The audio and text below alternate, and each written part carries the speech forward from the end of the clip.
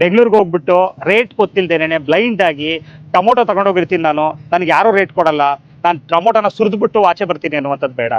ನಾನು ಇಲ್ಲಿ ಎಷ್ಟು ಎಕರೆಗೆ ಇಲ್ಲಿ ಸಾಲ ತಗೊಂಡಿರ್ತೀನಿ, ಇಲ್ಲಿ 1,00,000 ತಗೊಂಡಿರ್ತೀನಿ ಯಾರ ಹತ್ರನೋ, ಟೊಮೊಟೊ ಮಾರಾಟ ಆಯಿತು ಅಂದರೆ 1,00,000 ತಂದು ಇಲ್ಲಿ ಕೊಡ್ತೀನಿ ಅಂತ ಹೇಳಿರ್ತೀರಾ. ಇಲ್ಲಿ ಸಾಲಗಾರ ಕಾಯ್ತಾ ನಿಂತಿರ್ತಾನೆ, ಅವನು ನಾನು ದುಡ್ಡು ಕೊಡೋಕ್ಕಾಗಲ್ಲ, ಅವ್ನು ಬಂದು ನನ್ನ ಜಗಳ ಆಡ್ತಾನೆ ಅಂತ ಅಂದ್ಬಿಟ್ಟು ಅಲ್ಲೋಗಿ ಆತ್ಮಹತ್ಯೆ ಮಾಡ್ಕೊಳ್ಳೋದು ಬೇಡ. ಅರ್ಥ ಆಯ್ತಾ? ನಿಮಗೆ ಏನು ರೇಟ್ ಬೇಕು ಆ ರೇಟ್ನ ನಾವು ಇಲ್ಲಿ ಕೊಡ್ತೀವಿ. ಇವತ್ತು ನಮ್ಗೆ ಲಾಸ್ ಆಗ್ಬೋದು, ನೀವು ₹5 ಜಾಸ್ತಿನೇ ಕೇಳ್ಬೋದು ನಮ್ಮ ಹತ್ರ, ಕೇಳ್ಬಿಟ್ಟು ನೀವು ತಗೋಬೋದು.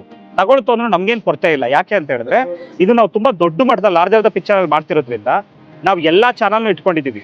ಡಿಸ್ಟ್ರಿಬ್ಯೂಷನ್, ಹೋಲ್ಸೇಲ್, ರಿಟೇಲ್, ಕನ್ಸ್ಯೂಮರ್ ತನಕ ತಲುಪಿಸೋದಕ್ಕೆ ಏನ್ ಮಾಡ್ಬೇಕು ಅದು ಮಾಡ್ತಾ ಇದ್ದೀವಿ. ಇವತ್ತು ಸೋಕಾಲ್ಡ್ ಬ್ಲಿಂಕಿಟ್ ಅಂತ ಆಗ್ಬೋದು ಅಥವಾ ಇನ್ಸ್ಟಾಮಾರ್ಟ್ ಅಂತ ಆಗ್ಬೋದು, ಇವರೆಲ್ಲರೂ ಡೈರೆಕ್ಟ್ ರೈತರಿಂದ ಖರೀದಿ ಮಾಡ್ತೀವಿ ಅಂತ ಹೇಳ್ತಾರೆ. ಈಗ ನಿಮ್ ನಾಮದಾರಿಸೆ ಆಗ್ಬೋದು, ಬಟ್ ಫಸ್ಟ್ ಕ್ವಾಲಿಟಿ ಮಾತ್ರ ನಾವು ತಗೊಳ್ತೀವಿ, ಸೆಕೆಂಡ್ ಕ್ವಾಲಿಟಿ ನಮಗೆ ಬೇಡ ಅಂತ ಹೇಳ್ತಾರೆ. ನಮ್ಮಲ್ಲಿ ಆ ಥರ ಇರಲ್ಲ. ಈ ಫಸ್ಟ್ ಕ್ವಾಲಿಟಿ ಆದ್ರೂ ಆಗ್ಬೋದು, ಸೆಕೆಂಡ್ ಕ್ವಾಲಿಟಿ ಆದ್ರೂ ಆಗ್ಬೋದು, ಥರ್ಡ್ ಕ್ವಾಲಿಟಿ ಆಗ್ಬೋದು, ಎಲ್ಲನೂ ನಾವು ತಗೊಂಡೋಗ್ತೀವಿ.